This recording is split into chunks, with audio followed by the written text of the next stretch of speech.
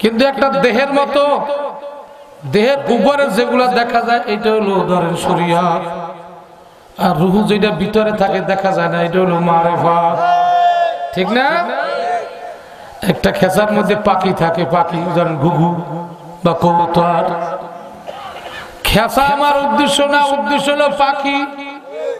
খেসা না হইলে পাখি আটকাই রাখতে পারবো? কথা বল না কা? খেসা না হইলে পাখি কোনোদিন আটকানো যাবে না।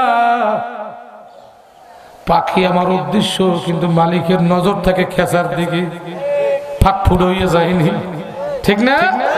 খেসা মজবুত করার চেষ্টা করে, খেসা যদি মজবুত থাকে পাখিরা ছুট নাই, ঠিক না? ঠিক যারা মারিফাত চায়, মারিফাত হলো পাখি, ওইটা হলো আসল। আইলি আরিফুন ওইটা হলো আসল। আরে মেয়ে শরীয়ত মকসুদ না, খেসা মকসুদ না, মকসুদ হলো পাখি। এখন পাখিকে ধরার জন্য আমার খেসাকে মজবুত করা লাগে, ঠিক না বেটি? আমার মাওলার পরিচয় হইল মারিফাত, মূল কথা। আর মাওলা হইল পাক। মাওলায় কি জোরে কর, আরো জোরে কর, সবাই জোরে আওয়াজ দিয়ে কর সুবহানাল্লাহ। সুবহানাল্লাযী আসরা বিআবদিহি লাইলাম মিনাল মাসজিদিল হারাম ইলাল মাসজিদিল আকসা। সুবহানাল্লাহ কোন জোরে, আরো জোরে কর। বনি ইসরাইলের প্রথম আয়াতে আমার আল্লাহ কয় যে নবীর যে আসমান উড়াইতে আছে কোন জায়গায়, সুবহানাল্লাযী সুবহানাল্লাযী, প্রথম আল্লাহর পবিত্রতা বর্ণনা করিয়া বলতে আছে যে আমি আল্লাহ পবিত্র, আমার দোস্তরে আমি 4 বার সিনা সাক করিয়া পবিত্র বানাইয়া তারপরে আসমানে আনতে আসি। খুব কঠিন ব্যাপার। আল্লাহর আমি পবিত্র হয়ে গেছে, এইবার মারিফাত পাইছে। এই রজব মাস 27, রজব মাসের 27 তারিখ হইল আল্লাহ নবী সবে মেরাজ করিয়া আল্লাহর সাথে কথা কইছে। ভাইরা, সমস্ত নবীদের মুখ্য উদ্দেশ্য হলো মাওলার সাথে কথা বলা। শুধু একজন নবী ফেরেশতা ছাড়া সরাসরি আল্লাহর লগে কথা কইছে। কারণ কি? এই ক্ষমতা কেন ওই নবীকে দিয়েছে? ওই নবীর মধ্যে এই সাধনা বেশি ছিল, এমন ওই নবীর মধ্যে এই জালালিয়াত, এই মেসাজ, এই রাগ বেশি ছিল। মারিফাতের লাইনে বান্দায় যত রাগ হয় কত আল্লাহ মজা পায়।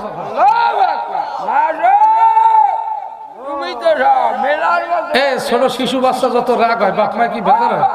কত কান্না, হ্যাঁ? যত রাগ হয় বাপ মায় আসে, আর কেমন ঠান্ডা করা যায়, ঠিক না বেটি? মারিফাতের রাস্তায়, মারিফাতের রাস্তায় ভালো মতো বুঝেন, মারিফাতের রাস্তায় মাওলারে পাওয়ার জন্য বান্দায় যত রাগ হয় আল্লাহ আনন্দ পায়। ও জায়গা রাখ নাই, ও জায়গা রাখ নাই। আল্লাহ তুমি ধরা দেব না, তাই তুমি কইছো কা? হ্যাঁ, কোনাদা হামজান সেবা হামজান সেবা কবুতর বা সেবা আল্লাহু আকবার। হাই হাই মিয়ানে আ সে কামাশো কেরামান কাতিবিরাম খবর নি। হাই হাই, তুমি কইছো কা? হ্যাঁ, তুমি কইছো কা যে বান্দা তোর লগে আমার লগে যে সম্পর্ক থাকবে ফেরেশতারাও জানবে না। এমন মাকলুক বানাইছে আল্লাহ। যখন বান্দা আল্লাহর লগে খামখেয়ালি করে, আল্লাহ আল্লাহ তুমি এই জাত আমাকে বানাইছো কা? তুমি এমন জাত বানাইছো, বানাইয়া ঘোষণা দিছো ওয়া নাহনু আকরাবু ইলাইহি মিন হাবলিল ওয়ারিদ। কোন মাকলুকের কাছে আল্লাহ থাকে তা কয় না, কিন্তু মানুষ বানাই বসে মানুষকে এত ভালোবাসি, আমি মানুষের ঘাড়ে সাবাগের চাই ওর নিকটে থাকতে চাই। আমি মানুষকে এত ভালোবাসি, আরো আছে। যদি আল্লাহ তৌফিক দান করে কাল কি বলবো, গতকালকের অল্প একটু অসমাপনীয় অল্প একটু কথা টানবো, যেহেতু আমার সারে মুরব্বী মানুষ কইছে কালকে ওই 10টার 3টে বাইর হয়েছে। কিন্তু আপনার ঠান্ডা থাকতে হবে।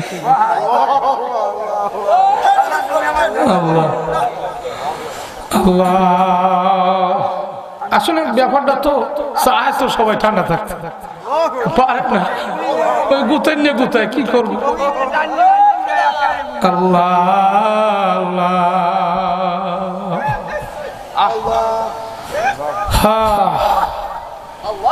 একটা মানুষকে আল্লাহর পরিচয় পাওয়ার জন্য 10টা শক্তি 10টা কুওয়াতের দরকার। তার 7টা কালকে হইয়া গেছে, যারা ছিল তারা বুঝ পাইছে।